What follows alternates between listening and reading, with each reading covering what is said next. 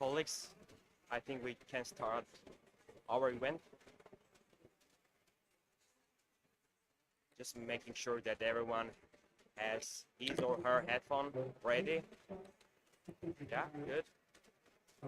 Colleagues, distinguished delegates, thank you very much for joining today during this very important event for the Republic of Armenia. As you know, Armenia hosts 17th Conference of Parties to the Convention on Biological Diversity, COP17, in October 2026. As the incoming COP17 Presidency, the Ministry of Environment hosts this event entitled CBD COP17 Incoming Presidency Event, enhancing policy synergy between biodiversity, conservation, and climate action. And the overarching goal of this event to promote a whole-of-multilateral environmental agreement approach to national implementation under the Paris Agreement and global biodiversity framework.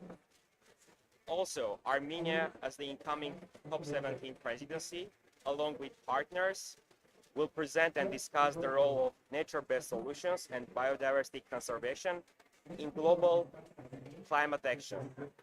The session will showcase best practices and success stories in climate adaptation and mitigation, with particular focus on nature-based solutions and ecosystem restoration, which are true pathways to enhance resilience, protect biodiversity, generate co-benefits for livelihoods, food security, water resources, and human well-being, especially in vulnerable regions, and also to bridge the science policy gap. So this event is fully in alignment with the COP30 presidency action agenda, especially Objective 6, which is about efforts to conserve, protect, and restore nature and ecosystems with solutions for climate, biodiversity, and desertification. So without losing any more time, so let me first introduce our distinguished panelists. So we have a privilege today to have His Excellency Minister of Environment of the Republic of Armenia, Hambartsu Matevosyan. Thank you, Minister. We have a privilege to have today with us CBD Executive Secretary Astrid Shoemaker. Thank you very much. We have a privilege also to have today with us NDC Party Global Director Pablo Vieira. Thank you, Pablo, for hosting us as well in your pavilion. And also, we have a privilege to have today Jeff, CEO and Chairperson, Carlos Manuel Rodriguez. Thank you very much, sir. So, so my first question is for Minister Hambartsu Matevosyan. As I mentioned, Armenia is going to host COP17.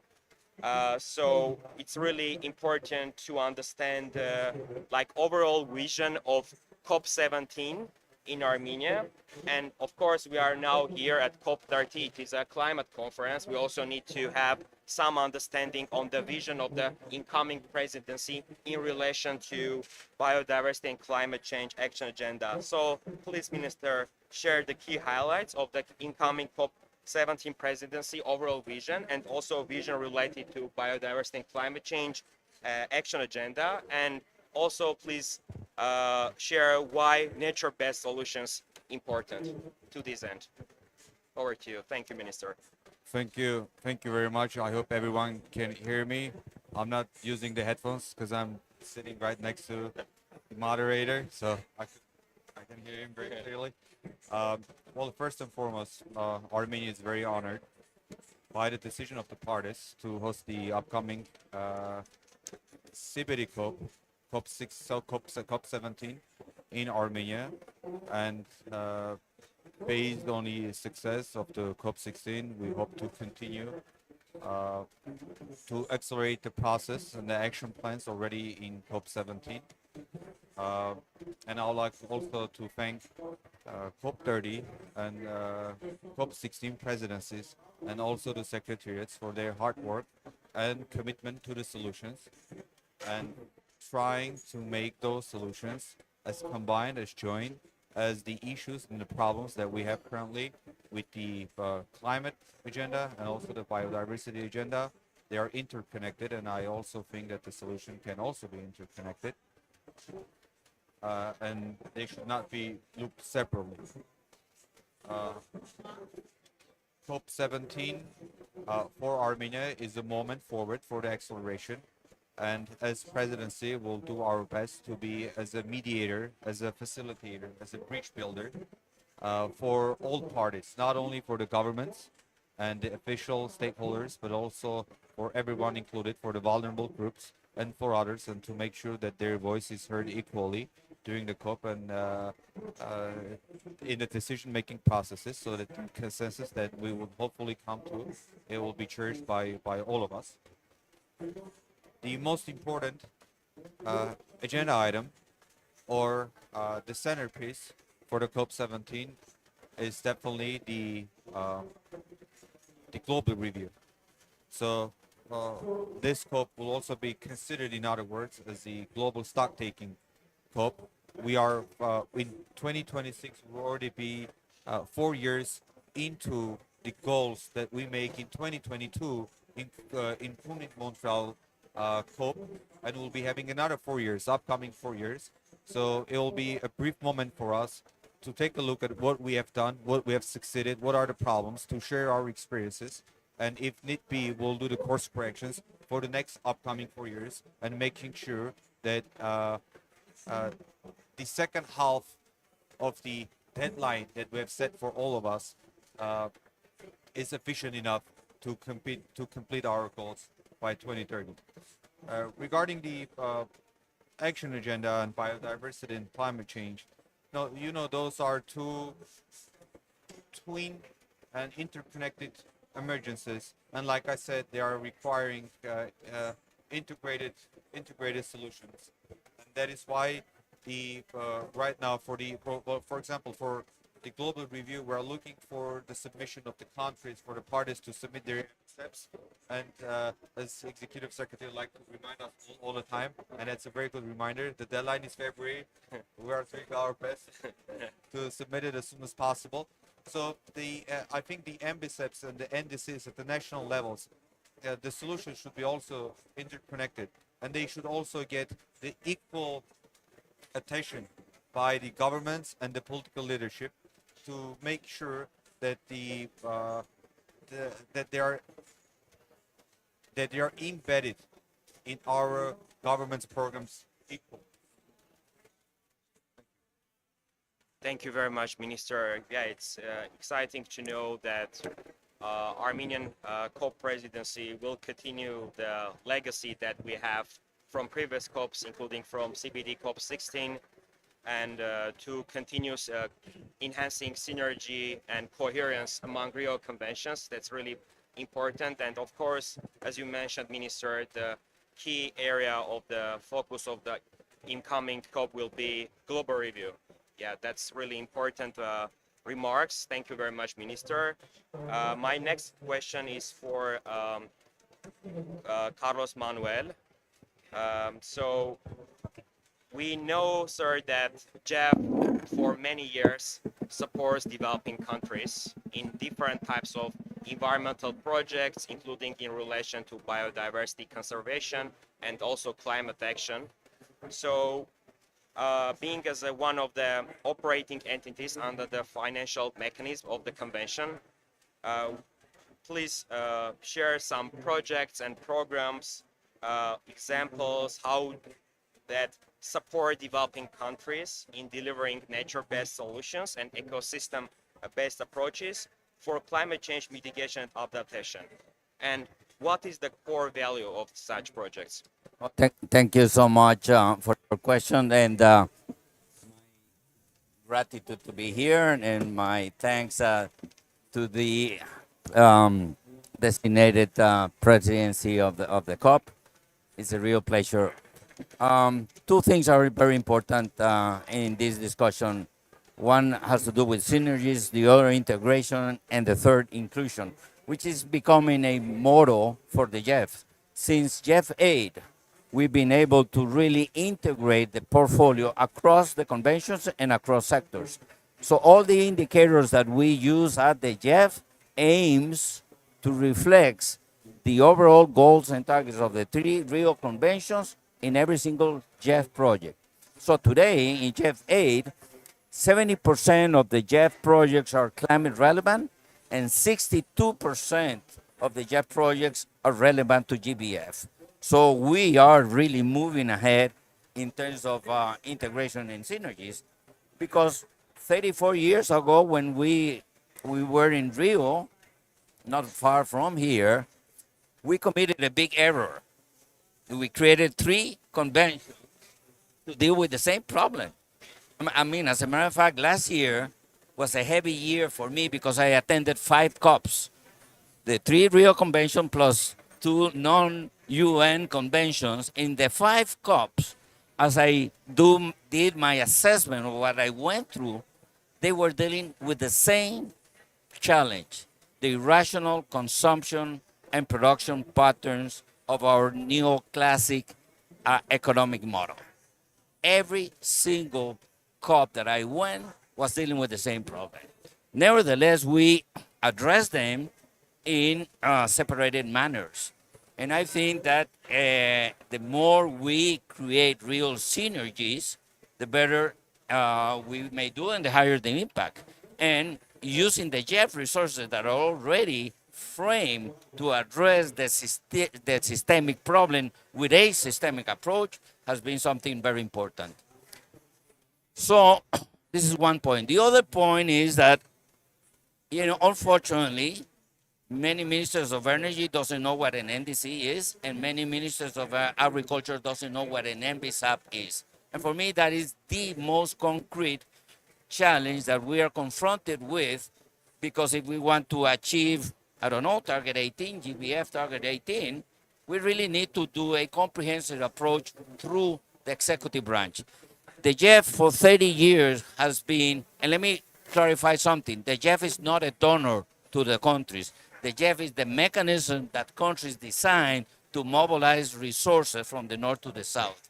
So every country knows that they will have JEF monies, and it is important to push for concrete targets in terms of finance to the global funds in ways that satisfies their needs. In CBD, the JEF mobilizes just 10% of what is reported that is mobilized from all sources. 10%. My impression, my expectation is that JEFs can mobilize 30, 40% of their resources, because we comply with a couple of things that bilateral, because the other 90% is bilateral cooperation. So one very important thing that the JEF does is that we provide funding to every single eligible country according to the COP. Bilateral cooperation doesn't provide funding to every single eligible country. So it is important to continue pushing for the JEF to do more in the context of the convention. 22 years ago, the JEF provided 40% of the finances for the CBD convention. Now it's just 10%. So that's one important point.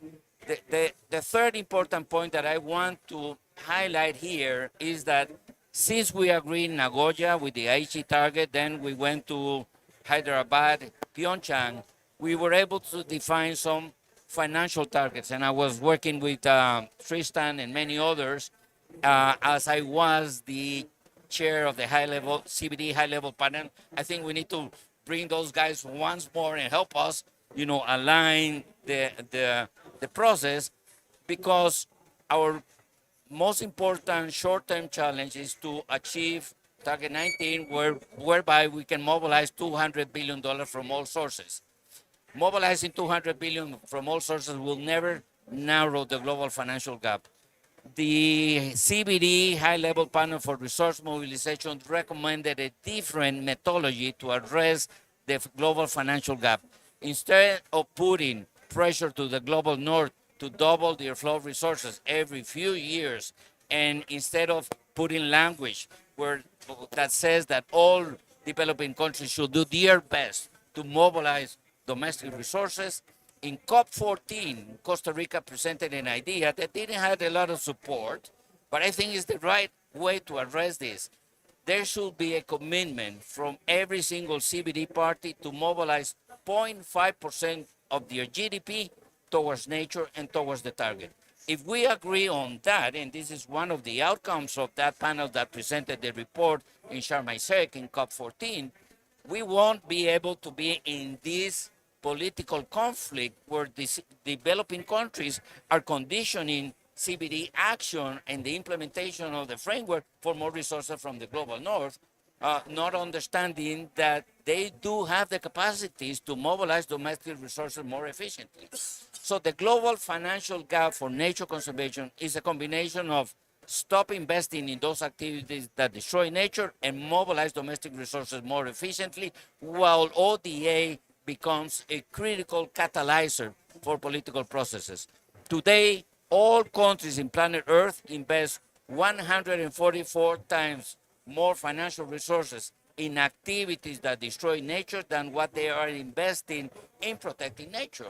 So the Jeff shouldn't be 10 times big. Jeff will, from Jeff 9 on, the Jeff won't be exclusively working with the ministers of environment. I used to be a minister of environment. I was very happy with the Jeff money. I will complain if the Jeff will come with an idea on how to mainstream biodiversity conservation across the executive branch, but we are stimulating countries to include finance, agriculture, energy, and environment as a steering committee who decides on how to use the Jeff resources. That's one point. Then here, the ministers is here in the COPs, you agree to very ambitious targets, and then you go back home. And you got a challenge. You need to convince your president. You need to convince the other ministers that what you agree here is logic and will generate benefits. But at the end of the day, it's not the executive branch decision that will change things. It's when you go to congresses. Target 18, for example, needs a lot of political work in national congresses. So the Jeff looking in Jeff 9 will be providing strategic funding to the executive branch in their effort to work in national congresses in parliament to do all of those transformations that are needed. Because it's not just the will of the executive branch which will guarantee the full implementation of the GBF. It is a joint effort of the executive branch and national congresses. And the same with the NDCs. I mean, it's exactly the same thing with the NDCs, where we need to do all of those efforts there. So the GF is really transforming in ways that can understand much better that the two main things in order to be successful has to do with Target 18 and Target 19. I love all of the 23 targets, but politically speaking, and particularly target number 3, I love it. I love it. But I was very much engaged through the Aichi targets, and I learned a lot of lessons, and definitely the GF will concentrate in supporting countries in the two most challenging, politically speaking, challenging targets that are 19 on resource mobilization and Target 18 on incentives and subsidies. Thank you so much. Thank you so much, sir, for bringing these important highlights about promoting nature-based solutions and ecosystem-based approach, and sharing this pathway how to deliver for developing countries at scale and speed, to help the governments. You also made very important remarks about inclusivity, about whole of government approach. This is very important because this is my 7th COP, and I also, every COP I see this difference that first the ministries of environment were here. Now it becomes more inclusive. Many ministries, including from finance, from other sectoral ministries, also join COPs, and this is very important for decision making, that we ensure that every voice are heard, and these decisions are also implemented on the ground in their developing countries. So thank you very much, sir, and I know that you also have other meeting, so please, as you wish, you can stay as much as you want. Thank you very much. So my next question is for Executive Secretary Astrid Shoemaker. So we know that at CBD COP14, voluntary guidelines for the design and effective implementation of ecosystem-based approaches to climate change adaptation and disaster risk reduction were adopted. and this is to provide information on principles, safeguards, tools, and flexible framework for planning and implementing ecosystem-based approaches in order to support countries in integrating ecosystem-based approaches into their national biodiversity strategies and action plans, also other sectoral policies. So, Ms. Showmaker, taking synergistic action on biodiversity laws and climate change is becoming ever increasingly important, and we saw decisions coming out of Cali at COP16 and just a couple of weeks ago in Panama, both looking for technical guidance through supplement to the voluntary guidelines, and also the process to identify options for enhancing policy coherence and cooperation within the Rio Conventions. Looking to COP17 in Yerevan, can you provide the highlights on the Secretariat's work to deliver on these important areas of work, please? Okay, thank you so much. This is a very long and complex question. I think the Yeah, question is longer than what I was planning to say. But I mean, let me maybe start by sort of putting the COP in the context of what the minister said and what also Carlos Manuel have been saying. This is the big global stocktake COP. We're in midterm of our framework. I think it will not come as a surprise if we find that we're not on a linear way progressing towards the 2030 targets. And of course, just not to disappoint the minister, I will have to say the global review and report relies on contributions from all parties. So I just want to repeat again, all parties here, please remember end of February reporting deadline. So we have a solid basis for our review. But as you were saying, when we then find why are we not on track towards the targets the world has set themselves, I think we will find that the fragmentation of the response is a crucial obstacle to be more efficient and to be more effective, together with finance. But those go together because finance is also falling very often in fragmented ways because the conventions are raising money for competing agendas. So that's not a good way forward. So the synergy subject, in my perspective, and I think in the way of the secretariats across Rio Conventions, really becomes the central solution to many of the issues that we want to tackle. And that means, and I think Carlos Brenner has just been saying it, that when we go forward, we look at the global report and say, so how are we now going to do differently? How are we going to accelerate? That synergies are the big solution provider in that, and that with synergies we can also address some of the financing gap, together, of course, with the famous issue of addressing harmful subsidies. But the good thing now, if I were the Armenian presidency, I would be getting very worried because this is a super complex agenda. But then, as you said, they can build on a lot of things. And that's, I think, the positive news that we have. We have already a decision, several decisions in our COP working on synergies. And this decisions is not just a general sort of, let's do synergies. They've become very concrete. And you've mentioned a concrete example of the voluntary guidelines. So what is interesting about those guidelines is that within the COP, we have already said synergies are important, fine, but how to do it in practice, let's have guidelines. So these guidelines have been in place for a while, and then at COP16, we were looking at the guidelines and said, well, maybe they need to be updated and they need to become more concrete.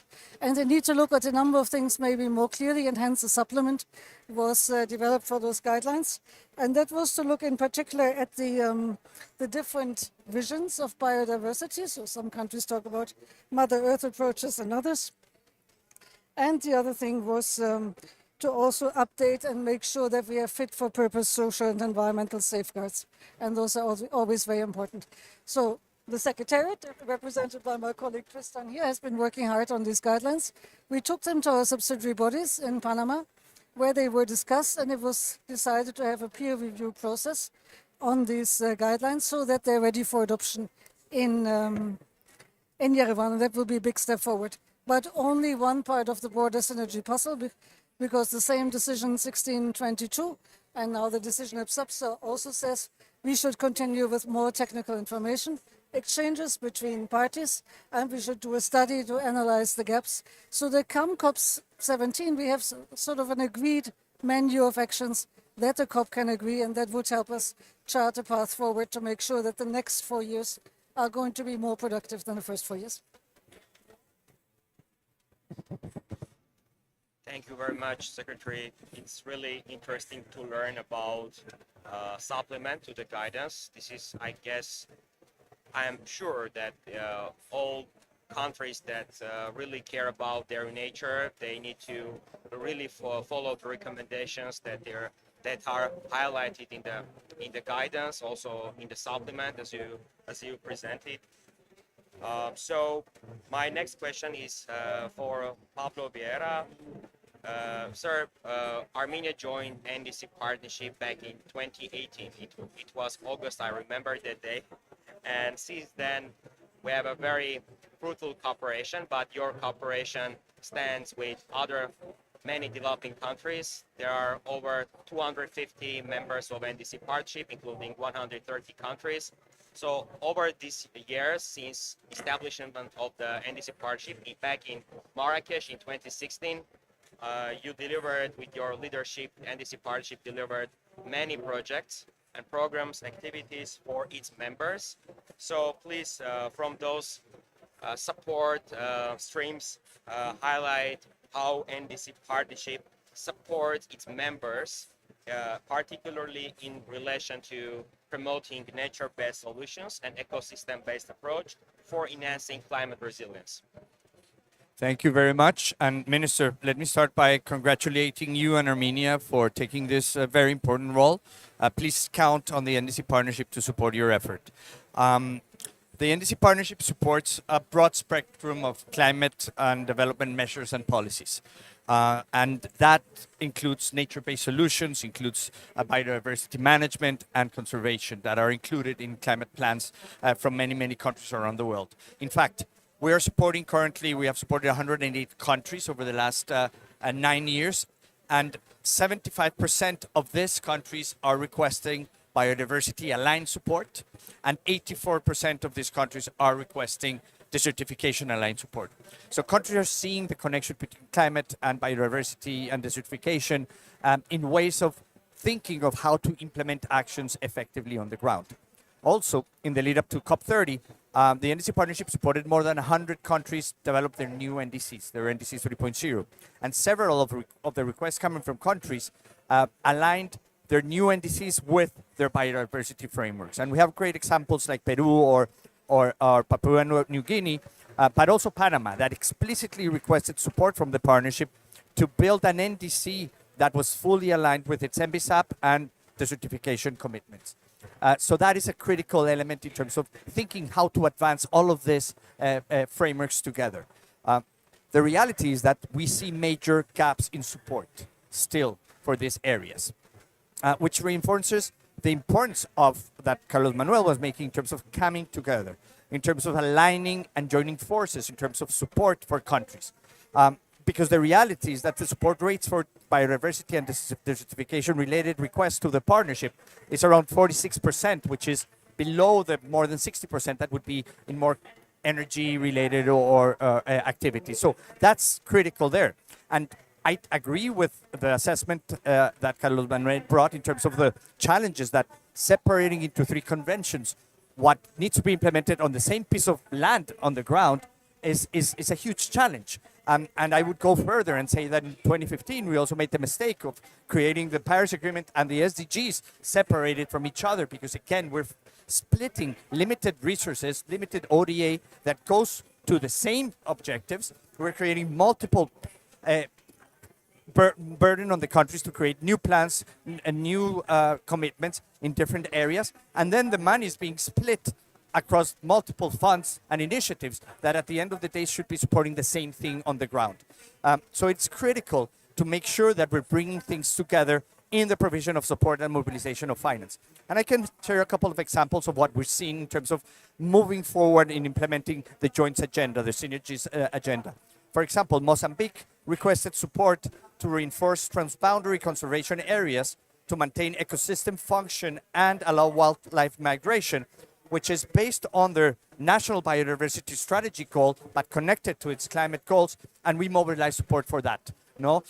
Similarly, Belize established requested support through its NDC to establish a digital library that will identify quantify impacts of climate change and human activity on coastal ecosystems. So again, bringing together the different elements in an effective way to accelerate implementation.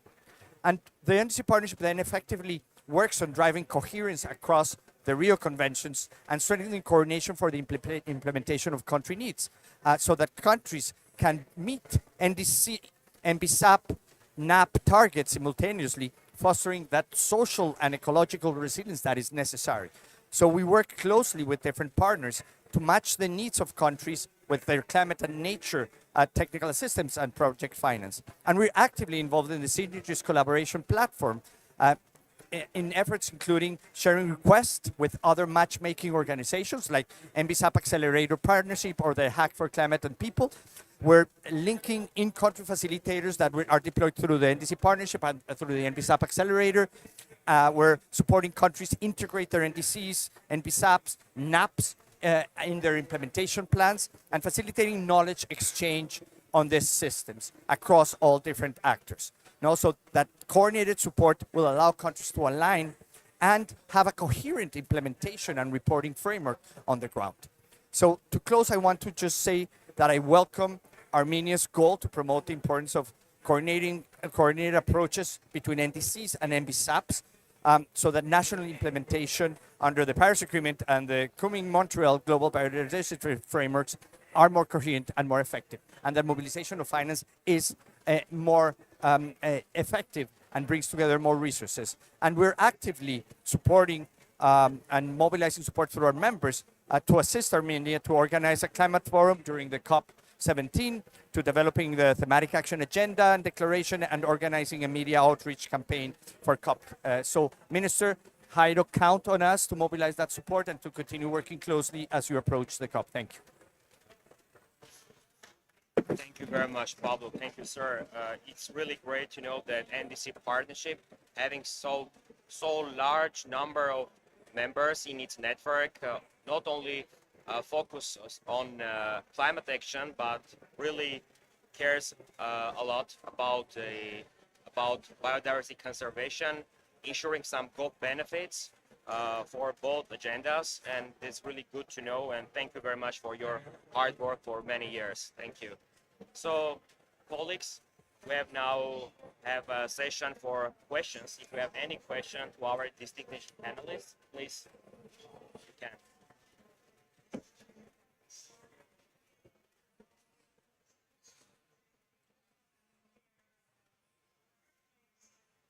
Questions?